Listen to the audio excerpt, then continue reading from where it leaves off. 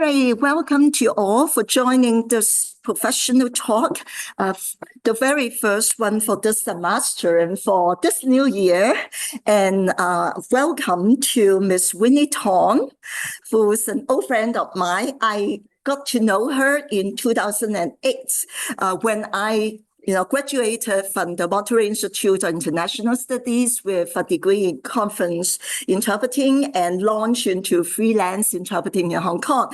And she just retired from being a Chinese language officer from the civil service at the time. And so we both could be said to be rookies at the time in the interpreting field. And then we got to know each other and it lasted until now. So I'm really glad to have her here because she's not only a freelance translator, interpreter, but also have years of rich experience and expertise in her work as in-house civil service Chinese language officer. Nowadays, when you go take the exam, it's OLO. But in the past, my time, I don't want to tell you how old I am.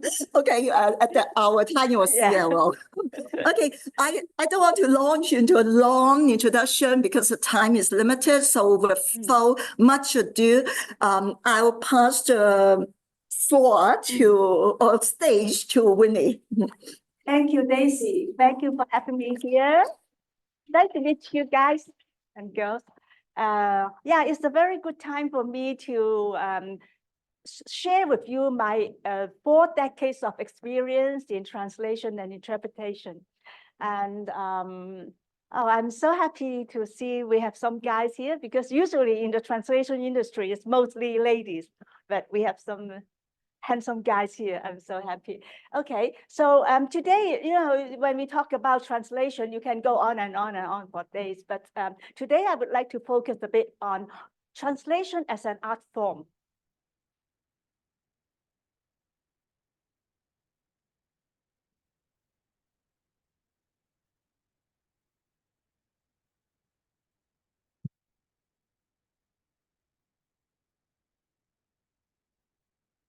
Okay. Yeah, as Daisy just mentioned, I started working as a Chinese language officer in the government since 1982. And then I have been working as a translator and interpreter. Till now, I'm still working. And I've also held teaching position in space and also the School of Continuing Education in CUHK. Okay, this is some academic background about myself. I took the higher diploma in translation and interpretation in the City University of Hong Kong. And then I have a bachelor degree in fine arts in the Royal Melbourne Institute of Technology in Australia. I took a distant course because I have to work, so I can't fly there and take the course. But because I love art so much, so I took the course while I work in the daytime. And after I took an early retirement from the government, I also took a master's degree in Buddhist studies. So you can see my academic background is a bit all over the place, from translation to art and to Buddhism. So I always joke about myself that I'm like a dish of Yangzhou Chao Fan. I'm sure you all know what Yangzhou Chao Fan is, right?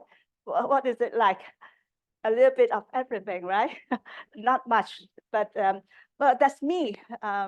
So in this presentation, it will be also like a Yangzhou Chao Fan, so a little bit of everything, because even though the main topic will be on translation, but I will try to share with you how I see translation and interpretation as an art, and how you put your heart and soul into your work so that the product becomes something to be appreciated alone. So as I mentioned just now, I have been doing translation and interpretation for like more than 4 decades.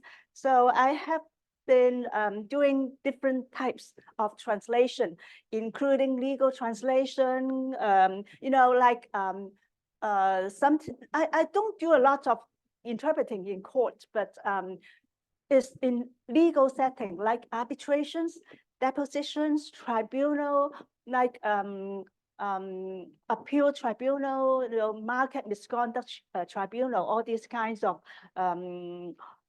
places with a legal setting, which means it's not actually a court, but it's like a court with an arbitrator, which is like a judge, and then we have solicitors, barristers on both sides, and then we have the witness coming forth to give witness. That's what I do. And then commercial translation is, I do a bit about advertisement, the leaflets of the commercial products, things like that. And also some forum, for example, a company come and launch a product, and then they will have a seminar introducing their products, and this kind of events. And also cultural. Of course, I did some translation in concerning art, like the art events or galleries. And of course, art, because that's my favorite. I also translated some books on the work of some artists. And then last but not the least, spirituality. That's also my favorite area. As you know, I took a master's degree in Buddhism.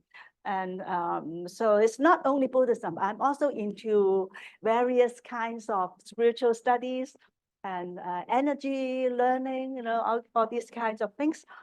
And one interesting work I did was I participated in the rituals, the ceremony of the shamans, in which, people stand together and drink the ayahuasca. Have you heard about ayahuasca? No? 死藤水,洗藤水,听过没有?有没有听过? Oh, no. But actually it's psychedelic preparation. I won't suggest you to take it because it can be quite dangerous, but it is believed to be teaching plants by which people take the preparation and then they enter into altered state of consciousness, and they will have kinds of epiphany or enlightenment, or the emotion will be heightened, all these kinds of experience. And I also have back as an interpreter in such a setting. And being an interpreter or translator has brought me into different parts of the world and different sectors to experience and learn about different things. And so it's quite interesting. So being a Zhou Chaofan is not too bad. So yeah, because I'm talking about translation as an art, I would like to share with you an experience when I was learning art. And then there was one time when I was in a painting class, and then the professor suddenly appeared at my back and said, "Winnie, you are an artist." And then he walked away. And I looked at my classmate who is also painting next to me. Well, what did he mean? Of course, I'm an artist, but he said this and then just walked away. And my classmate said, "Oh, maybe it's a compliment." But I said, "No, it doesn't look like a compliment," because he was not smiling. He looked quite austere. And so the word, "You are an artist," an artist. "You are an artist," keep reverberating in my mind from then on till now. It still reverberates in my heart because it makes me reflect on a lot of areas. So later on, I come to understand what he means is you are an artist because you have to paint with your heart, with your soul, and you are not doing it like a craft, just like you knit a clothes, the necklace, or you sew. It's a craft, but art is something more than that. You put your spirit and your soul into it. Maybe at that time when I was painting, I was too focused on the technique and the workmanship and forgot to, really put my soul into it. So that's what I got. And why I'm sharing this with you is because as a translator or interpreter, you can also put your heart into it rather than just do the work, get paid, and that's it. You can walk an extra mile always. Now, I also want to share with you an experience about, I attended a talk about contemporary artists. And then we were shown a painting, but not this one, because I forgot the name of the painter, so I cannot locate it, but it's something like that. The painting was about the face of a man, which is very ugly. And the title of the painting was, "Do you like me? Do you like me?" And the one who presented the talk asked the audience, "Who liked this painting? Please put up your hand." I didn't put up my hand because I think it's ugly. But then when I go home, the sentence, "Do you like me?" keep reverberating in my heart, even during my sleep. "Do you like me? Do you like me?" It goes on and on. And eventually it started me thinking, why shouldn't I like it? Is art only about making beautiful things, something that appeals to the eyes, something that's nice to look at? Or is it also about our heart, our soul, or experience, or something that you want to express, right?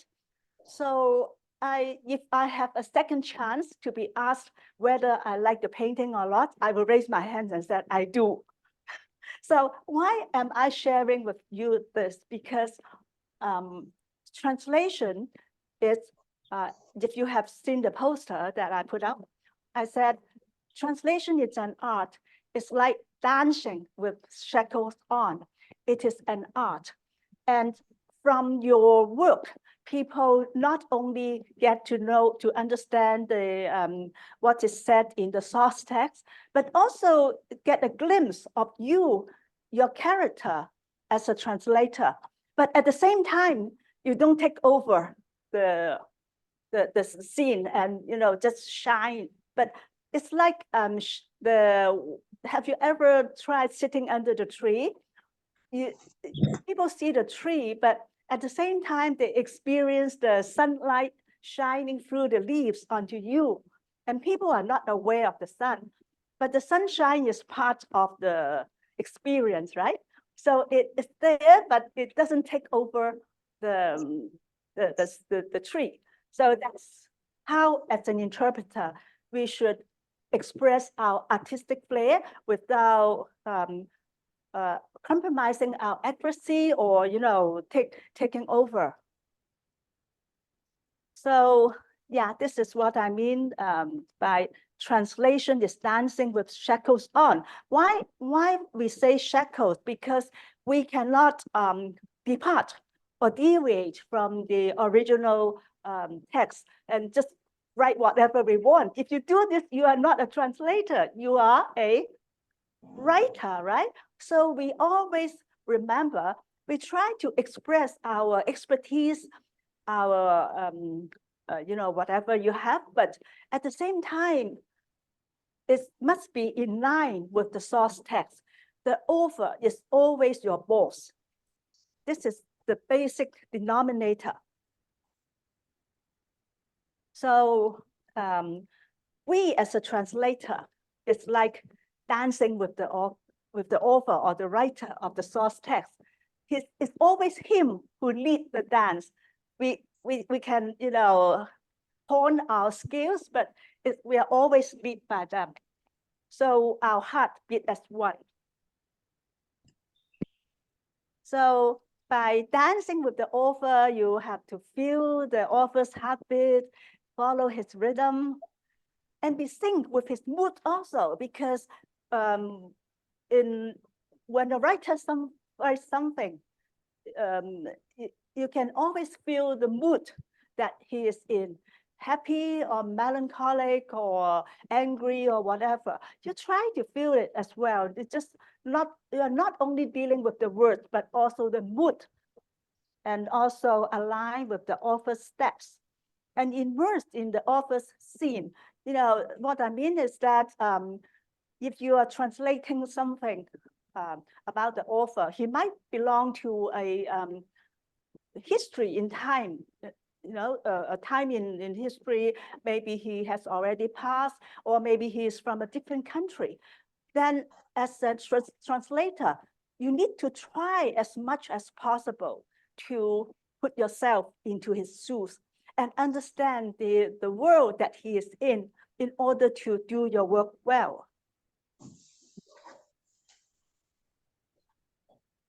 Now, as I said, I'm happy to have some guys here. You see two faces of two pretty women here. Can we have poll? Now, this is for guys only. Can I have, do we have someone like Stephen or Raymond? No. Do we have someone by the name of Stephen or no? So guys, anyone, just tell me, if you want to date one of them, who will you choose? Maybe you. Who will you choose? This one or that one? Just by impression. Yeah, just by the look. We are not talking on the right. Oh, the one with short hair. Oh, interesting. Can you tell me why? I think it's because like it looks like she has more of a personality. More personality. Good, thank you. How about the other guys? Wow, I see a guy at the back. I see you.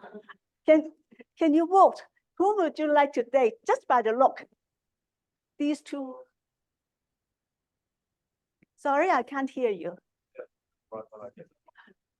Oh, you also vote for the guy with the lady with short hair. Oh, so you choose the other. Well, this is independent. No, forget what he said. Just for you, just about the look. On the left. Okay. Okay, how about the other guys? Maybe we have a show of hands. Who will, just by the look, who will choose the one on the left? Please raise your hands. No one. Oh, I'm surprised. You want to raise your hand, right? For this one. Yeah, okay, only you. Oh, you alone want her, so the rest want her, right? How about the other guys? So all the other guys would go for this lady, right? Or none of the above. Please choose just one. So the other guys, can you tell me who would you choose? Yes or no, left or right? Just, no? Oh, you're very shy.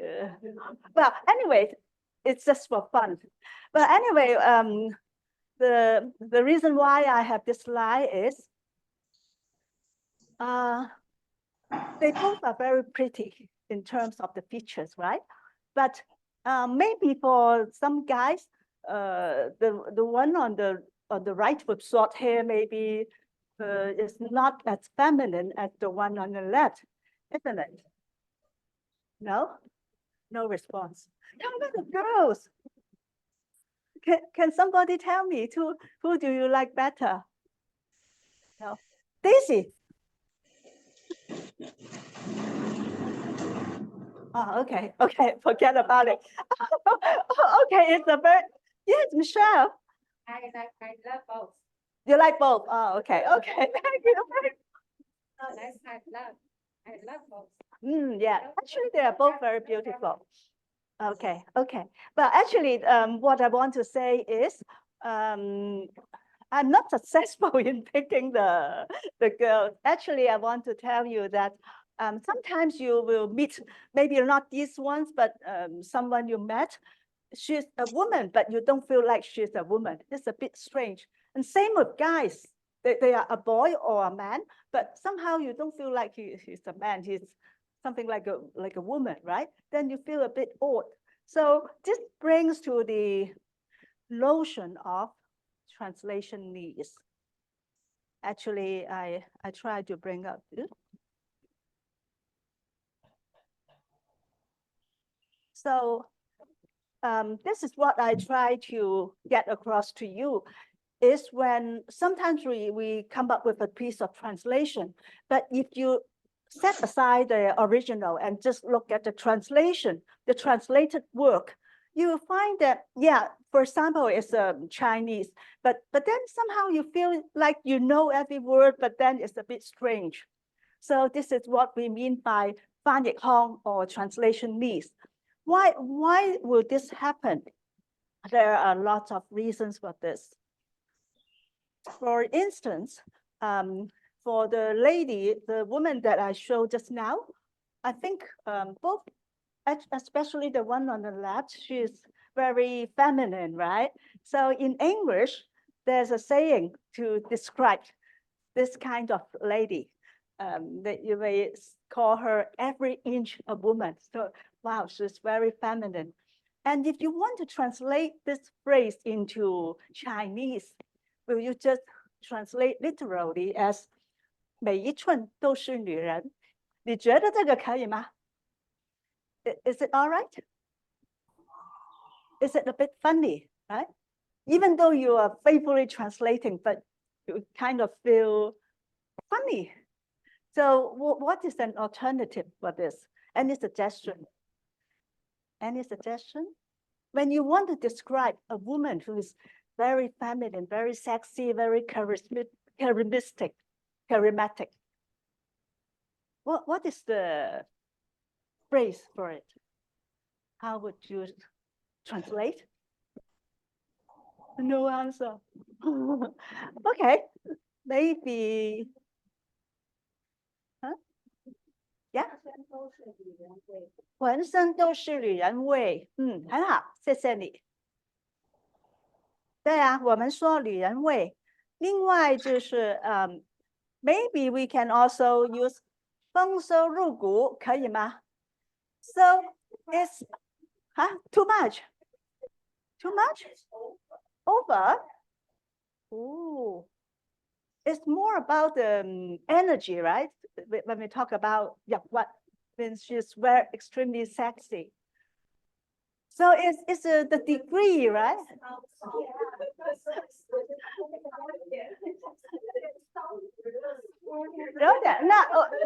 Will you suggest a better alternative for us? 女人味已经很高 ，OK， 好的，好的，好的。那 OK，so we vote for 女人味。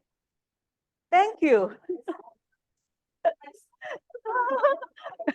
Too much. Okay, then let's have none of these. Let's change the scene altogether to a very austere setting. Wow, legal translation. This is something I have done, but which I don't enjoy at all. But because I promised.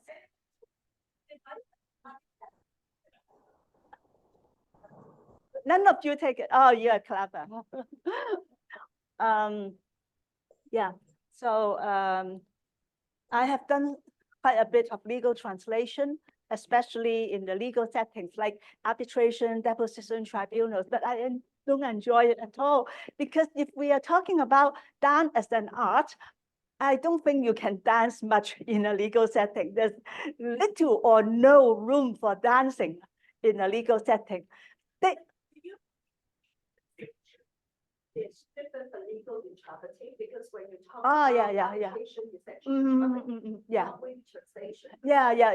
You will remind me about that. Yeah, even for the legal translation, legal documents, I think there's still very, very little room for self-expression, right? Have you any experience in, expressing your personality or artistic way in a legal document? I haven't, but if you do, but please let me know. But so far, I don't think there's much room to dance. So when we come to legal translation, instead of sharing how it can be an art form, I'm sharing with you how it is not a place for you to express your artistic flair. So I would like to share with you some anecdote. Now, to talk about legal translation, I cannot, I have to share my interpreting instead of translation. But it's for the same purpose. Once I was doing a arbitration. So, in an arbitration, as I said just now, it's like a court setting in which you have an arbitrator sitting there like a judge. And then we have the barristers on both sides. They will be, on the opposite party. And then the interpreter and the witness will sit side by side next to each other. And then very often there will be bundles of documents that thick, many bundles of documents to present to the witness to ask questions. So very often the arbitrator will say, Mr. So-and-so, please refer to bundle A, page 45, for example, second paragraph 91, for example. And he has to look for this, and then he will be asked different questions about the document. And there was one time when the witness cannot locate the place. So I pointed the place to her, to this witness. And then I was called by the arbitrator to the side and said, Madam Interpreter, I know you are just being helpful, but you cannot do this. You cannot help the witness in even locating the place. You are not allowed. So yeah, I appreciate that. I didn't take it personally, but this is to let you know how exact or you need to be so conscious of your role as a translator or interpreter that you cannot put more than what is allowed, whether you are translating or interpreting. So not even pointing a finger. So that's just to show you need to be very careful. Don't try to add a little bit more into the content or take away some of the content, because it can lead to serious consequences. And another incident was when I was still working in the government. And this time I was also interpreting, even though I was mainly involved in written translation. But that particular time I was interpreting in a meeting between a government official. Of course, he is an expatriate. And then there are some members of the community coming to ask to negotiate something. And I forgot what they were negotiating for. But anyway, they asked for something. And the official said, I'm afraid there's very little we can do. So it's a very simple sentence, right? So would anyone try to translate it into Chinese? Huh? But oh yeah, well, very good. This is very good. I didn't. If I translate in your way, then I wouldn't run into trouble. But at that time, I did a bit too much. And what I did.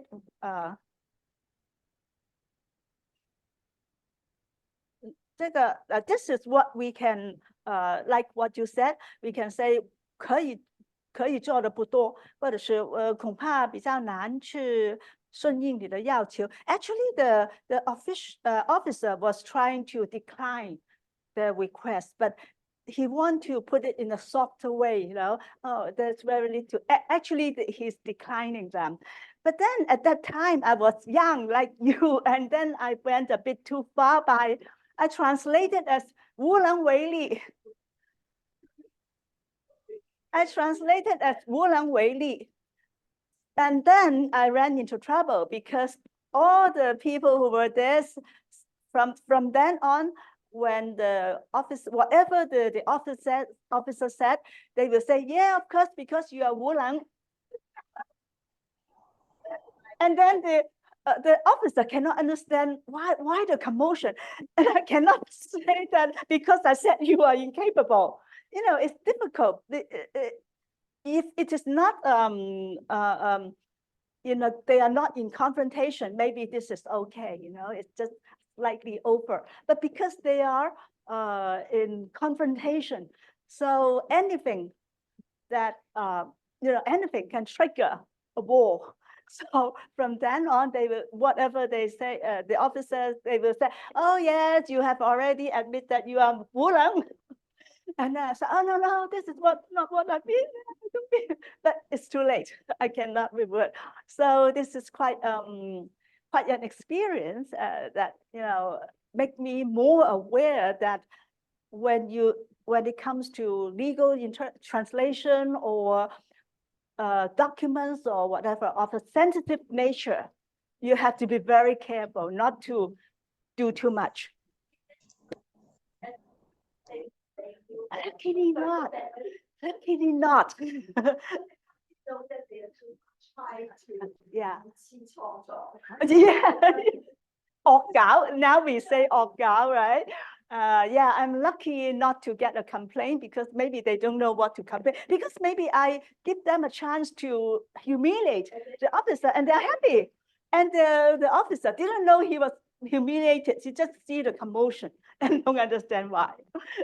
Okay, so this is just two examples to show that, don't try to dance in a legal setting. And now come to the choice of words. Now, as a translator, we do have quite a wide spectrum of choices. If you have a wide data of diction, right? Now take a look at this. A lot of times you hear people asking you to 放下啦,放下. It's very simple, right? But very often the most simple and easy words are more difficult to translate because you have to consider quite a lot of things in terms of the context, the history, background, and the situation, right? So how will you translate these two words? Anyone? Let go. Yeah. Let go is quite safe. And what else? Who want to display more of the talents, the vocabulary? Is there any other way to translate these two words? Well, none of you asked me in what context does these words happen, right? Actually, it's quite unfair to ask you to translate if you don't know the background and what's the purpose of these two words. But let go, yeah, is quite safe. But I've also seen people who translate as let go and let God. This is quite, what do you think about this? Too much? Is it also too much? Yeah, it doesn't mention God here, but if it is in the context of a Christian community, maybe this is okay, right? I have heard about this because they're playing with the words, because that go and God is only, God is, one alphabet extra. So maybe some people want to play with it. So I think it really depends. If it is in an ancient setting, in ancient Chinese, then it's not appropriate because they don't talk about God, right? So you have to see. And I've also seen people translating it as surrender. And then in Buddhist context, it's more than just letting go. It's a wider concept. It's a whole philosophy of non-attachment. It's not only about one particular incident.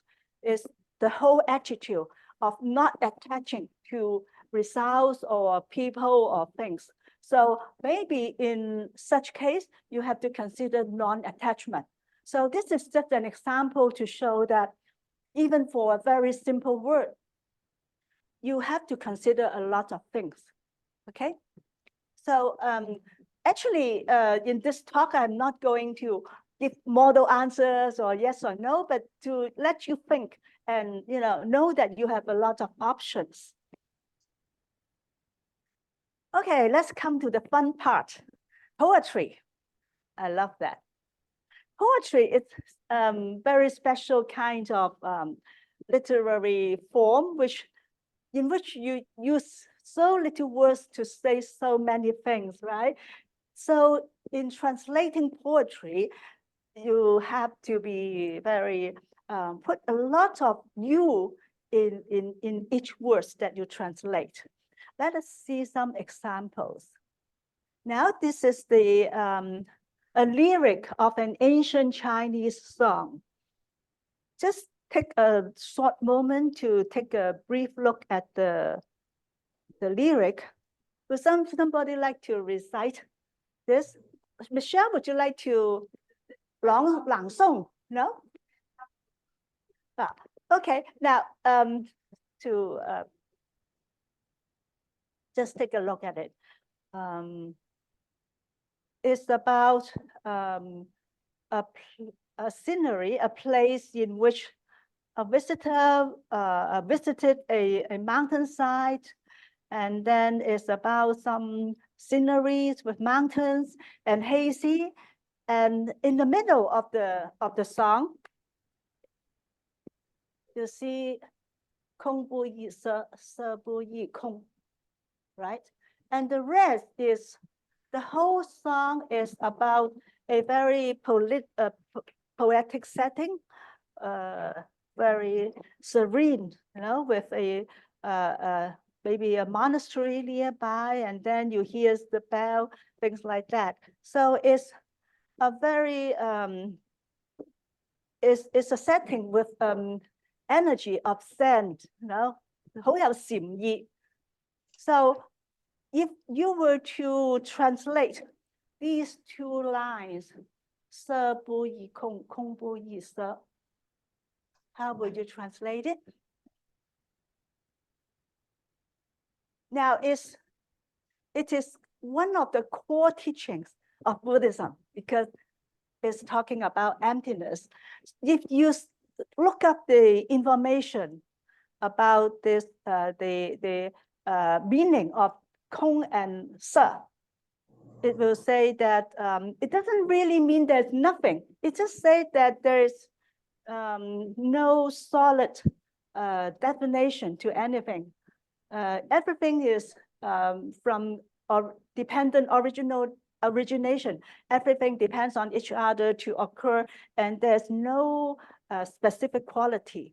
And another way to explain it is energy can accumulate to become matter, and matter can decompose and become energy. So this is the philosophical explanation of these two phrases. But if you translate these poems, actually it's a lyric in a song, is it appropriate to put the explanation into it, just copy and paste the whole paragraph into these two lines? You can't do that, right? Because it doesn't fit into the poetic energy. So you just have to understand the teaching and then turn it into something poetic in order to fit into the context, right?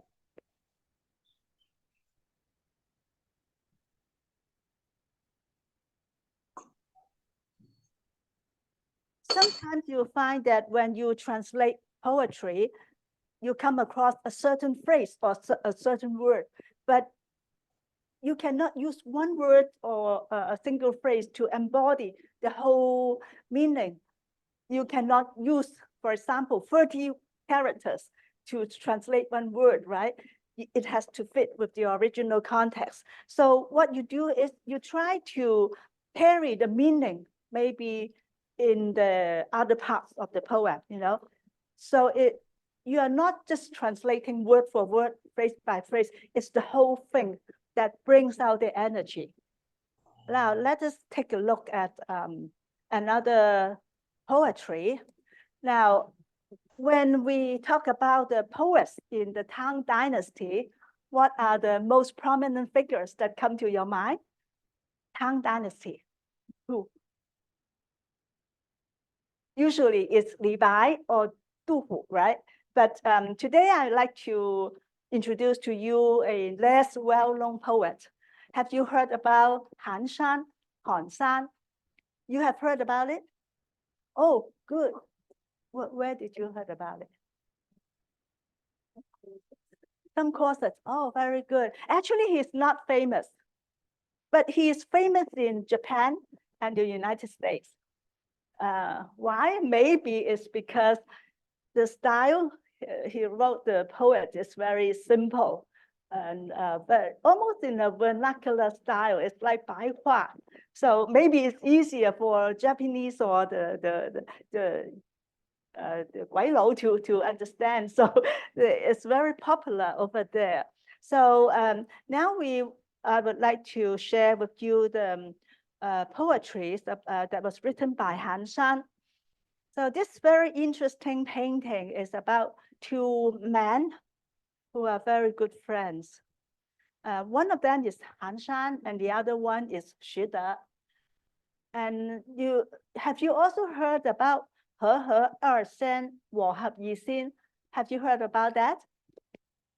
These two scenes, some people have the statue of these two figures in the home to symbolize 姻缘, romantic relationship. But it's funny because actually they are two guys.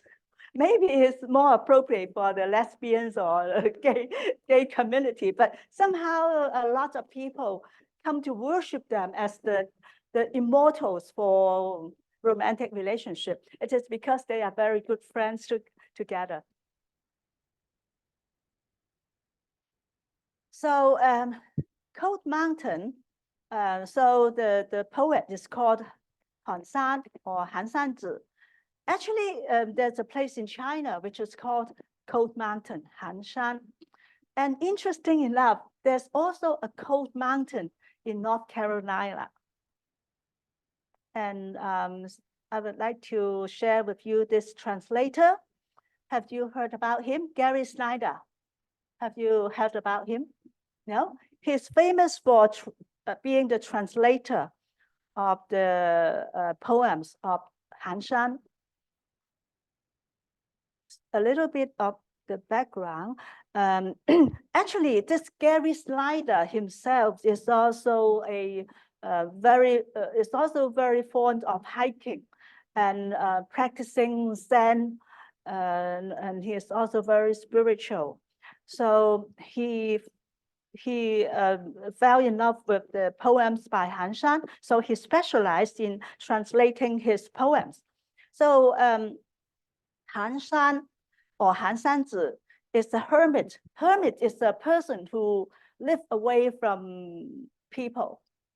Now maybe we have a different term, they're living off grid, right? So he lived in Cold Mountain, and Gary Snyder's translation of his poem is rendered in very straightforward and simple vernacular style. So it is very in tune with Han Shan style. Now, just to give you some background, this is the Han Shan in China. It's a range of mountains. And this is a cave. I think you can see a pavilion underneath the cave, right? So this is where the people practice meditation. And this is the Cold Mountain in North Carolina. Which scenery do you like better? Do you like the Cold Mountain in China or in North Carolina? It's very different. And now let us enjoy the translation of the Han Shan poem by Gary Snyder. And there is a song. It was composed into a song. So while you listen to the song, please also compare the translation.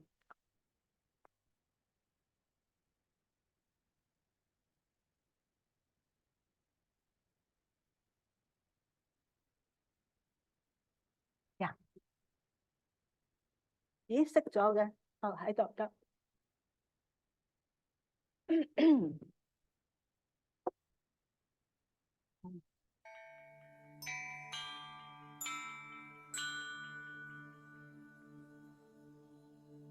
冇聲嘅。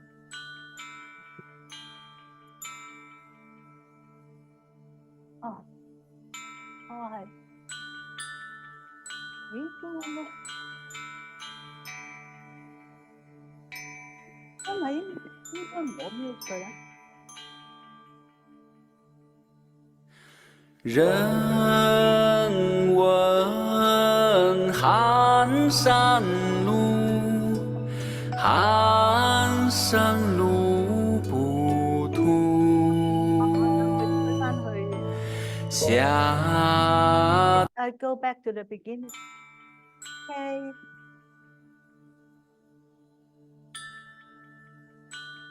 Mm.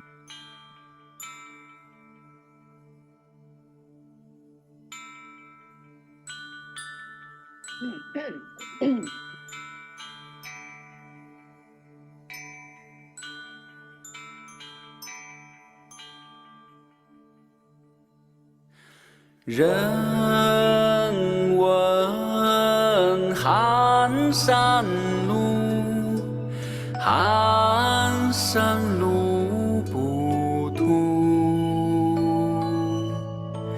夏天并未时，日出朦胧。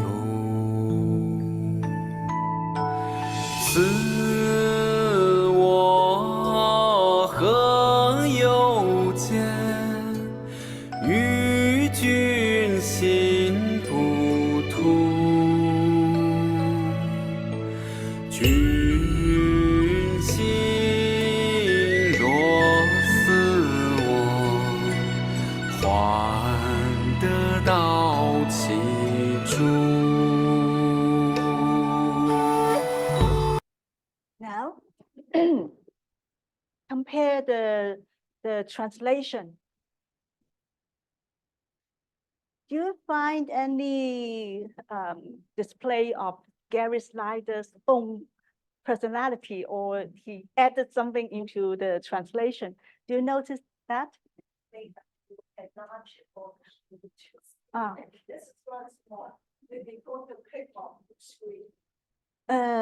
How do I? Oh, yeah. Can you see better? Maybe you can move to the front, those who sit at the back. I can still see you. Can you see the translation? It's a bit blurred, but I hope you can still see it. Do you notice that he added something into the translation?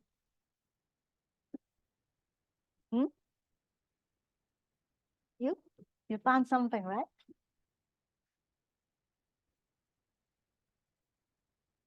No. Now, actually, do you notice that in Chinese, it's 日出雾朦胧, 朦胧. It's quite stagnant, right? It's just hazy. But in English, he put in the word swirling. What does swirling mean? It's turning, like like a turmoil, or So it indicates motion, right? So do you think this is a good additive to the translation?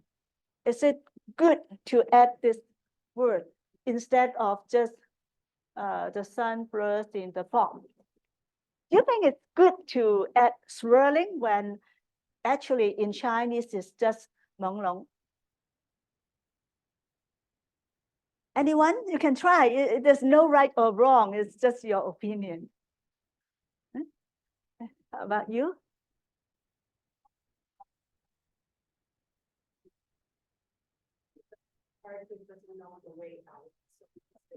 Oh, that's not. Oh, yeah.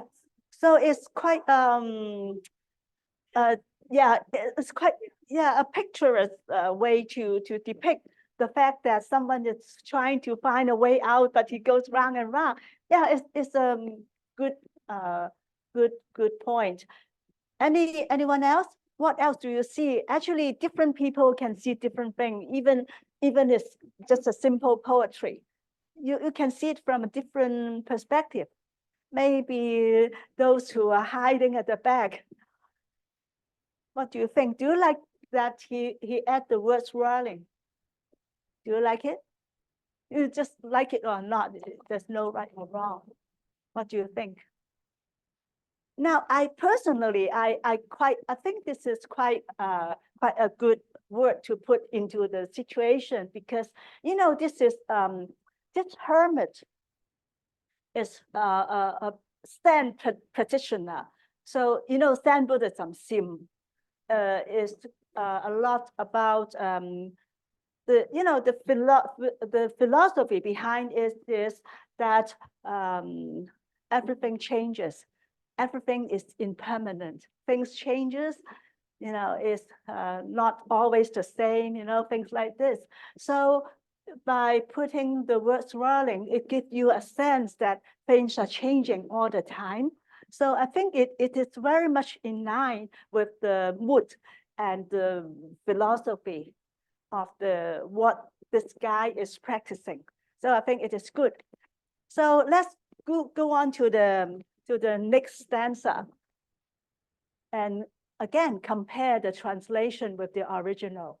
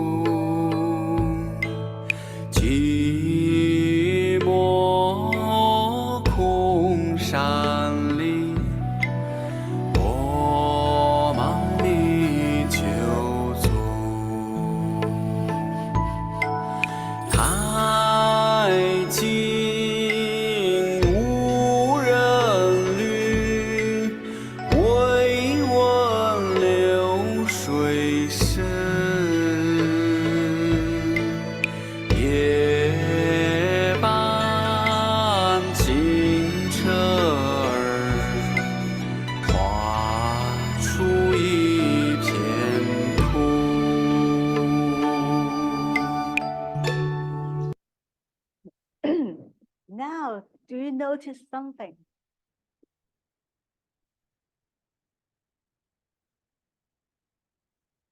Take a moment to look at it. Do you notice that there's substantial departure from the original text? Do you notice that it's not like translating the original text anymore? Do you see that? For instance, I always wanted to go to the East Cliff. Do you find Dong in the original text? No, he invented it. And then grab a wine, yeah, Bo Mang. He's putting aside the wine, the plants, and then started halfway up, wine and a heavy cloth mist come in, and then the narrow path tugged at my shirt. Did you see shirt in the original text? No, it didn't mention about the shirt. And then also, yeah, there's some mention of the Taijing, the slippery, the stickery mud under the moss in the rocks gateway. Do you notice that it's almost like a prose and not a poem, right? It's like writing an article rather than a poem. And also, I think he left out something which is very good in the original post.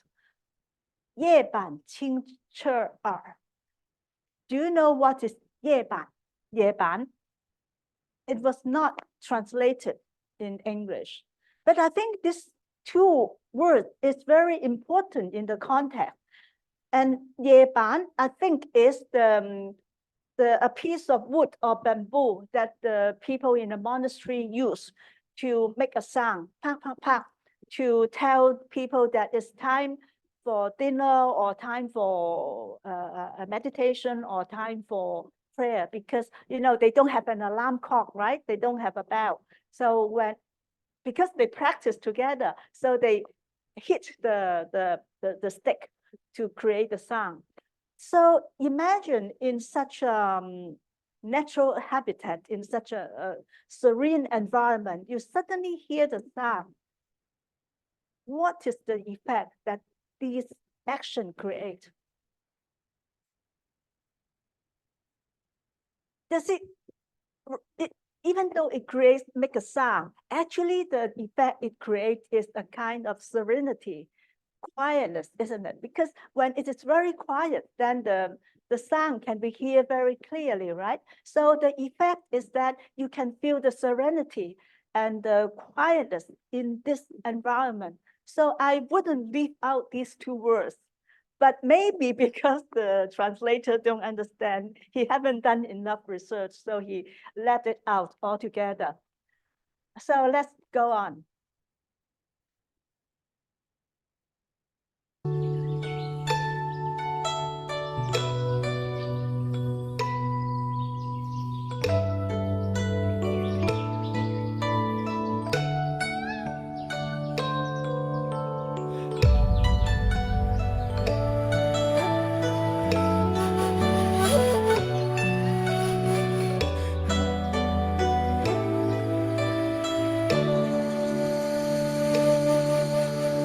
天香云飘衣衫，兰竹并齐，红尘挂不住，几经覆盆里。繁影随风飘，延几人楼中。啜饮甘露泉，清凉我云素。啜饮甘露泉，清凉我云素。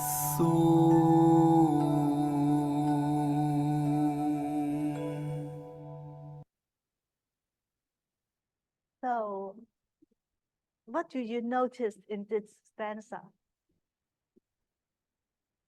He add a lot of things and take away something again. Do you notice that? Any idea? Can you tell me what you noticed?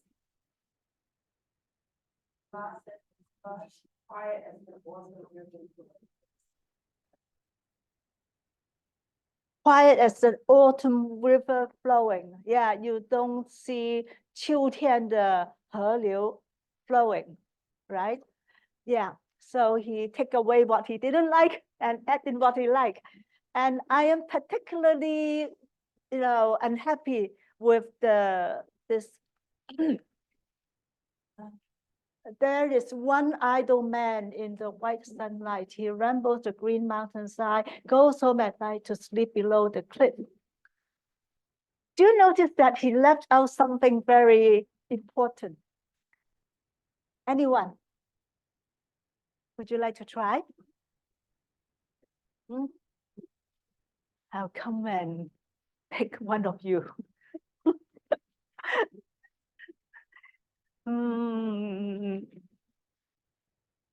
Hi. Do you notice something? No?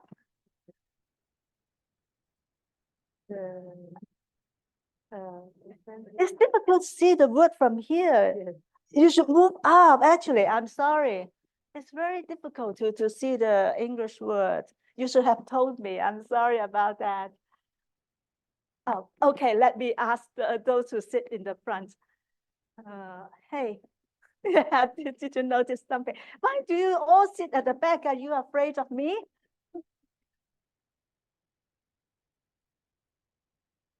You guys should sit in the front, really. Oh, you want to say something, right? No? She said John is sports. Huh? They also mentioned this translator, so I know this guy. Who mentioned the translator in another? Sports. John is no longer teaching here. Oh, no, I don't know. Yes. No. Oh, okay. Okay, so anything you want to say? No. That was just mentioned about Han San. Very nice that Ah, imagine he is Han Shan and live as a hermit in oh, yeah, Myanmar. yes, So yeah, he tries to get the feeling of the poet. So yes, he wants to tune in himself to translate it. yeah, But yeah, it is not this poem.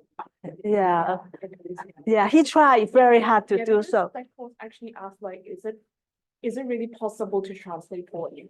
Mm, Yeah, and then they say like with love or arts, you can translate poetry, but you have to tune in yourself into what is. yes, exactly. Yeah, that's exactly the idea. And I think he did it. He actually, yeah, he is a hiker and he lived the life of a spiritual practitioner. But as far as this poem is concerned, I think he left out the one of the most core thing is about the 红尘挂不住. 红尘, you know, is the mundane world, the world we live in, right? 挂不住. That means this guy don't want to delve into the mundane world. Instead, he want to seek spirituality. He have a higher purpose. So actually, he's not an idle man, as what is said. There is one idle man. So he was saying that this guy who stay away from the Hongchen and live off-grid is idle. I think this is wrong. In fact, he's very hardworking. It's not easy to live as a hermit or a monk or a spiritual seeker, because you have to resist the temptation of the Hongchen, the mundane world, in order to seek your spiritual quest, right? So I think it's quite, I don't like it. I don't like that he labeled it as an idle man. And yeah, like this classmate said, he invented something. But I think sometimes it's okay to add in some elements, but you know, you shouldn't take away the important part, which is at the core of the poetry itself.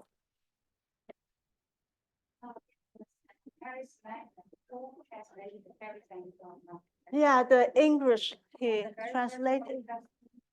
Yeah. It's more about writing than translation. Huh? It's The translation is about writing. yeah, it's like a writing. It's not like a poetry, right? There isn't the energy of poetry.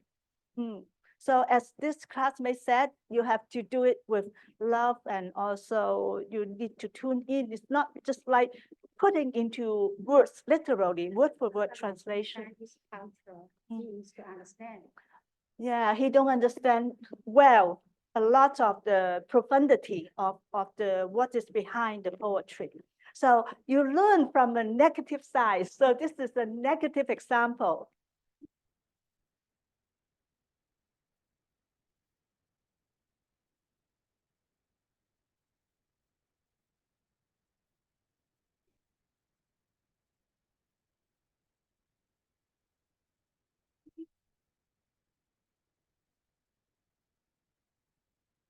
So now go back to our slide. So this is actually the screen cap. So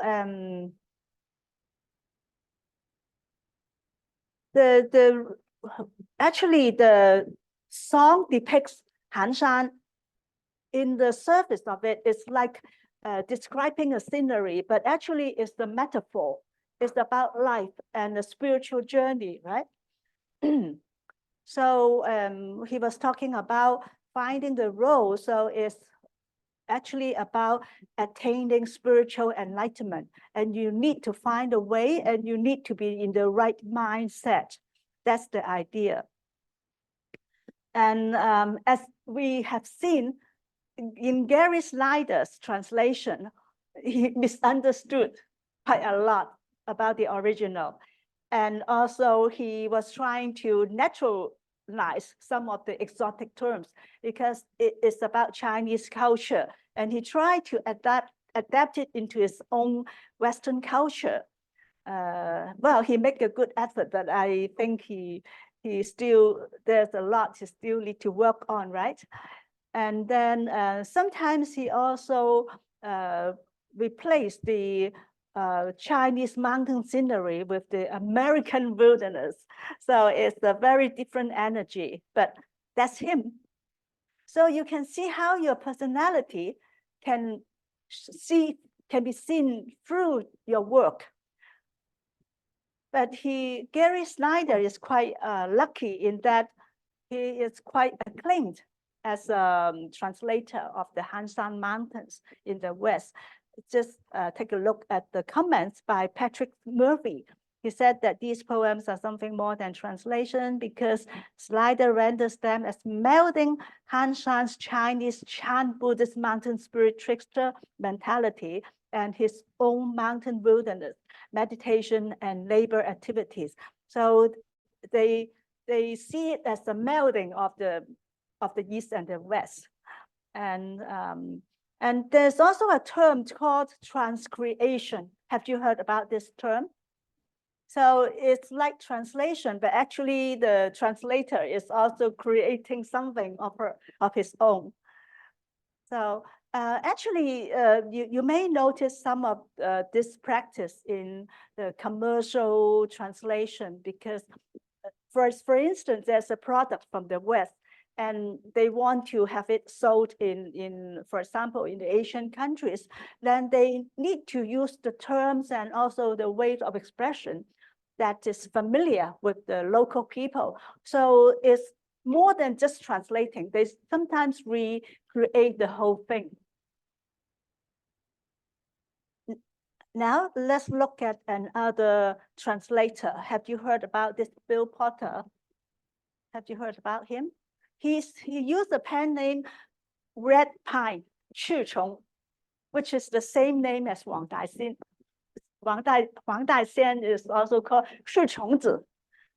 And 赤虫子, his pen name is Red Pine, but his original name is 赤松, yeah.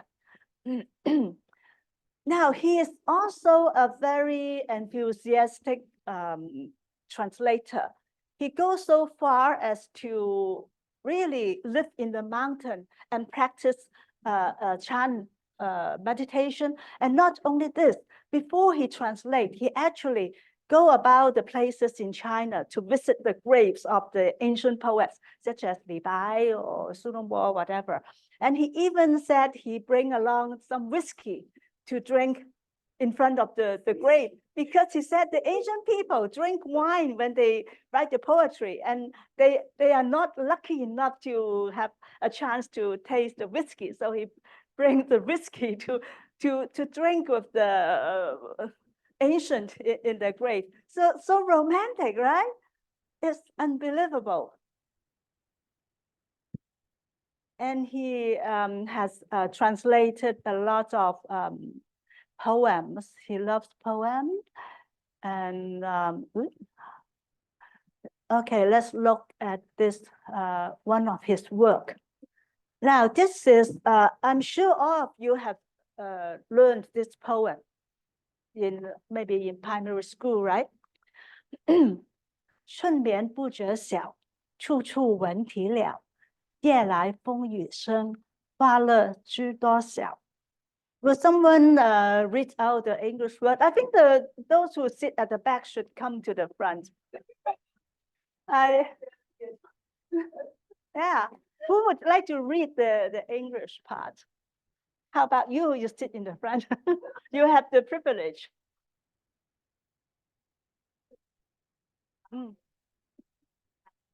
孟浩然，孟浩然。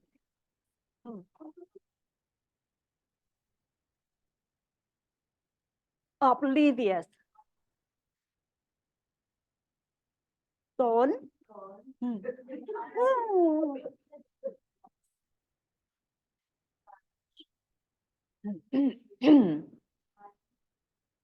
Hear birds, yeah. Yeah. After the wind and rain last night, I wonder how many. Yeah. But actually, I must say this is a very faithful translation. He didn't really add anything or take away anything. He only put in the time factor after the wind and rain. Otherwise, they don't understand. And so it is. I think this is quite a good rendition, right? Those at the back don't have the blessings to see it, but yeah, those who sit in the front can see that it is quite a faithful translation. But I would like to point out one of the comments by Bill Porter. He, in an interview, he commented about this poet, this poem. He said, it's a pity that the poet, stay in bed and wonder how many petals have fallen after the wind and the rain and wind. Why don't he go out and check out how the petals fall on the ground? It must be quite a sight. But I think he don't understand much about Chinese culture. Now, I think the reason why the poet said, 发乐知多少, that means I wonder how many petals have fallen. Instead of going out and see, yeah, so many petals. Why did he do this instead of, why did he keep on wondering rather than going out and describe the scene of the fallen petals? Would anyone want to give a try? Even though you cannot see it, but I'm sure you can memorize the poem by heart. Anyone? Why do you think the poet write in this way? There must be a reason, right? How about you? And yeah, you, I'm talking about you.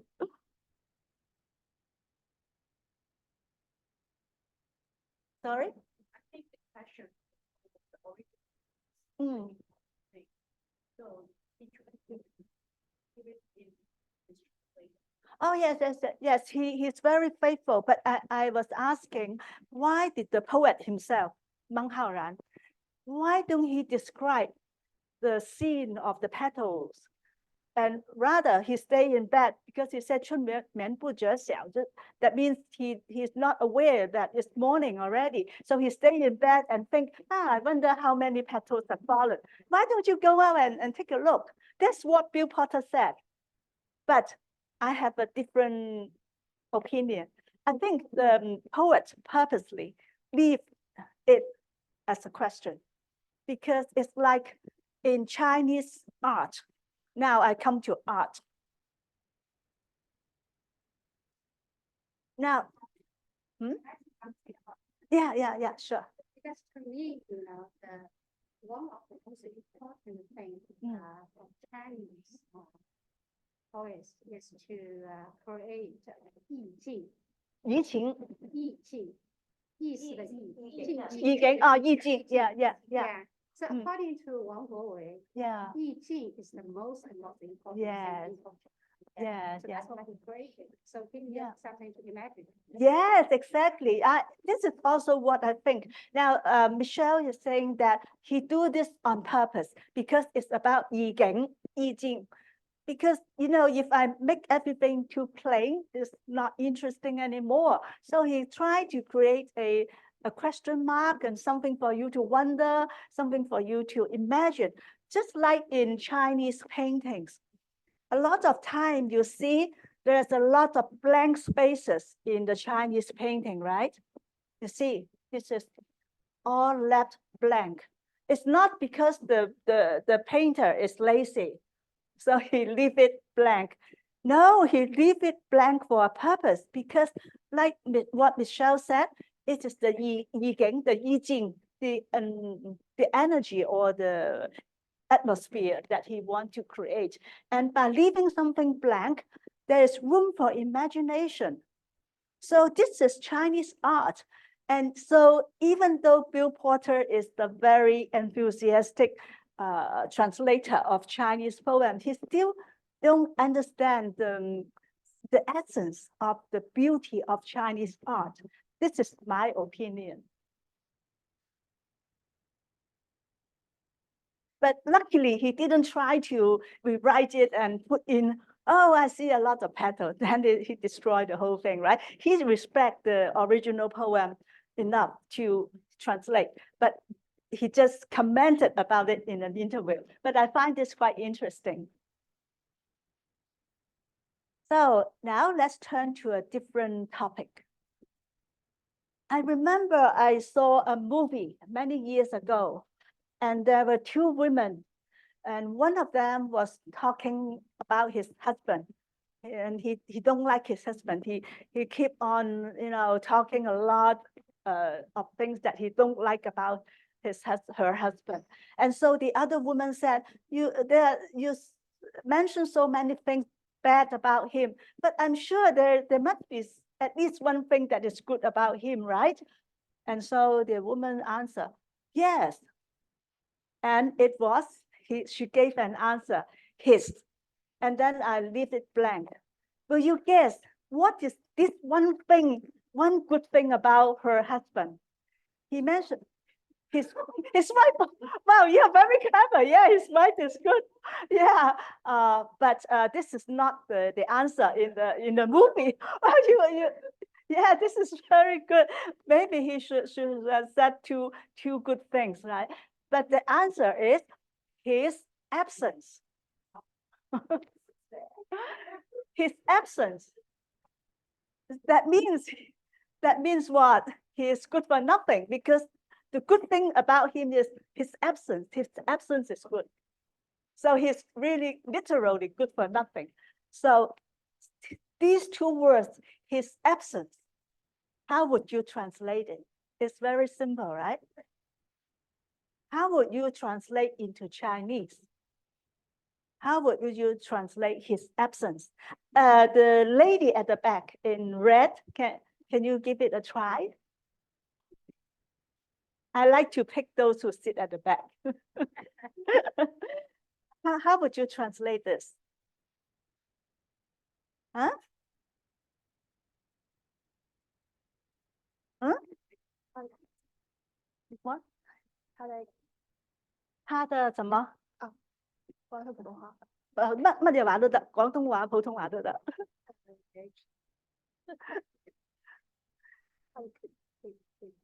他的缺席啊？他的缺席得唔得啊？Depends on the dialogue. So, but for the meantime, you try 他的缺席。This is your try, right? How about the others? Yeah, what do you think? 他不在就最好。他不在就最好。Yeah, so yeah, this is the point. 他的不存在 is not grammatically right, right? It doesn't feel right, even though it is a word for word translation. So 他不在就最好。对。So even though your rendition is not word for word translation, but it brings out the idea, and it is also in line with grammar, right? It's right in terms of grammar. So this is where a translator should try to put himself or herself in the work with a view to making it sound smooth and right. Yeah, this is maybe some of the ways. Maybe 他不在的时候就最好了。So as a translator, we are like a bridge that connects different cultures. So this is the translation of the Buddhist script. I don't think we should go into it. And now sometimes we come across concepts like Wu Wei. This is a Taoist philosophy. So when you try to translate the word Wu Wei, how would you translate it? How would you translate these two words?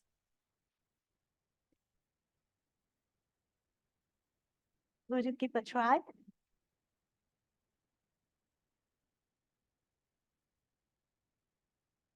Huh? Huh? You still need some time to think about it. Oh, too little time. Okay. Yeah, you are right, because it's about a whole philosophy. So you cannot just translate the words. You need to do research. So you are doing the right thing by telling me that I cannot tell you at the spot. Good work. Yeah, that's true, because you just can't say, oh, doing nothing. This is not the idea. Because actually, these two words embodies a Taoist philosophy. To put it into simple terms, is more about following the flow without,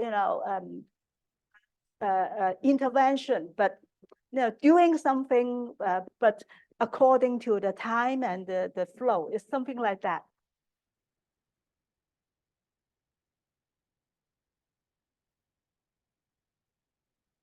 Now, when you translate these two lines from a poem, 白桦丛中过，偏叶不沾身.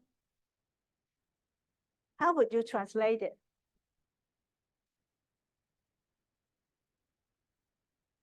Now I found this translation. It is in the world, but not of it. Do you think it's a good translation? You think it is good, right? But there is no mention of the elements in the original text, like flowers, or bushes, or leaves. In the English translation, it totally ignores the elements that is written in the original, but it brings out the spirit, right? So it is a good translation. So you see, sometimes in order to really bring out the spirit of the text, sometimes you might have to reinvent the translation, but you need to stick to the content and also the profound meaning.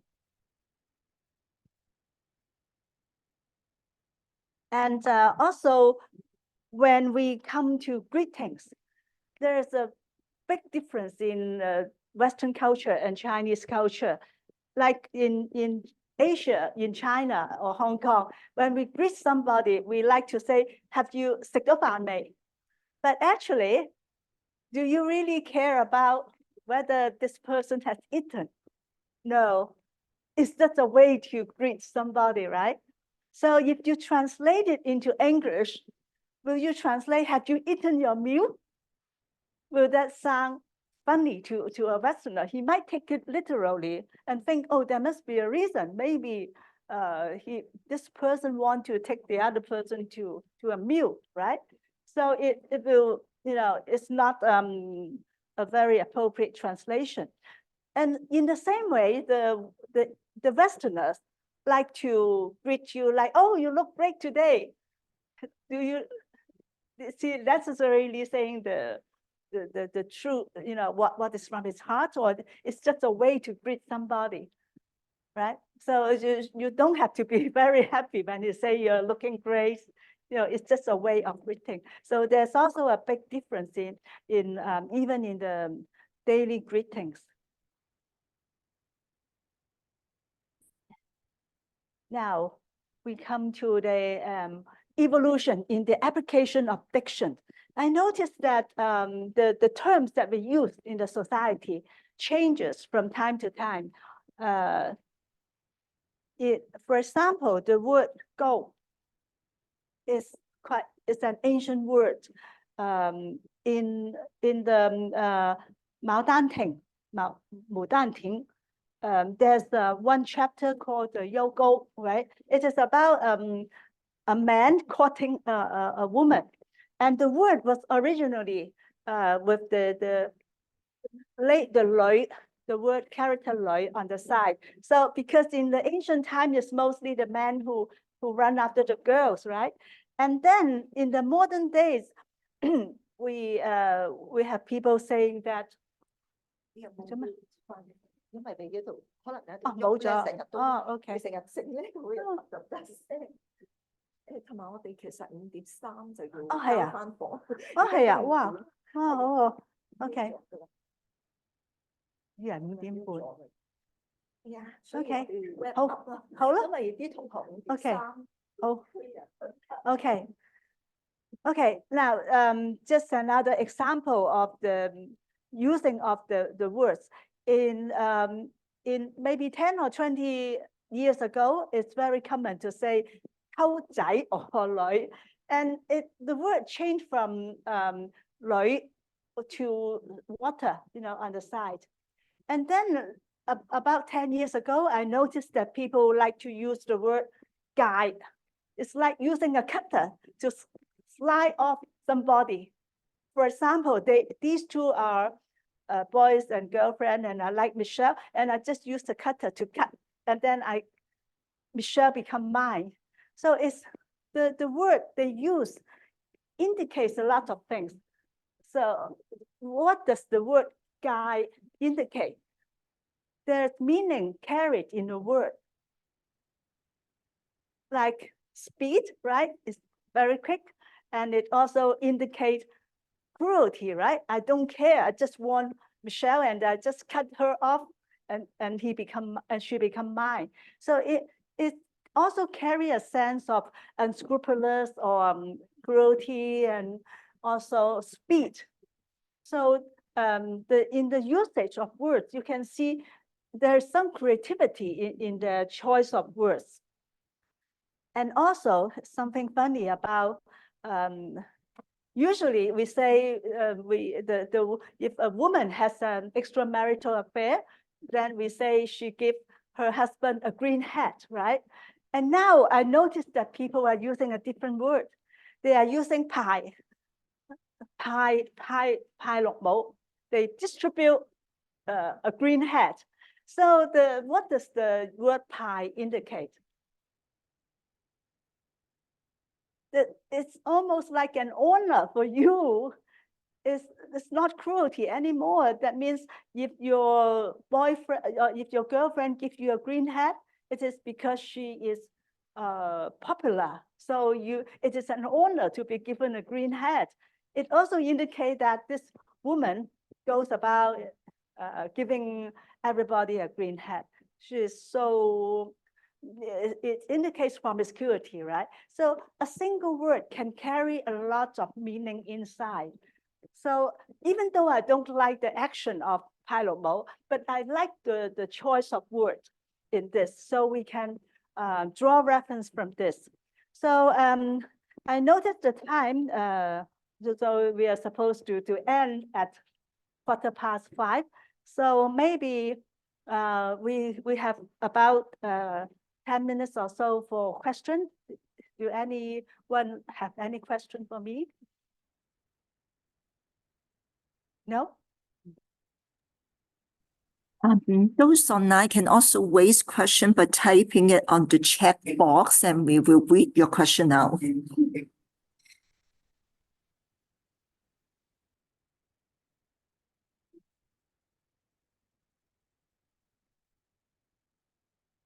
喺邊度啊？Oh, okay. Okay, let me finish off my presentation today. So it doesn't matter if you don't remember a thing from today, but lastly, I want you to remember one line. Just like what my my art teacher said to me, you are an artist. I want to tell you that you are a translator, but I want to add something. You are a translator with a soul. So when you go about your translation work, try to put your whole heart and whole soul into it.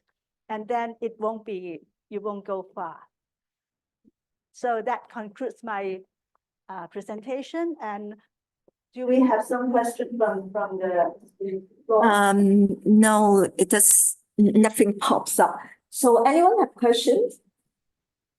Or maybe in the midst of your presentation, we've been, asked questions and have exchanges already. So maybe those who have questions can stay behind to chat with you more casually instead of, being a very formal Q&A time, given we have a very long presentation today. But thank you very much, Winnie, and thank you everyone Thank you for coming.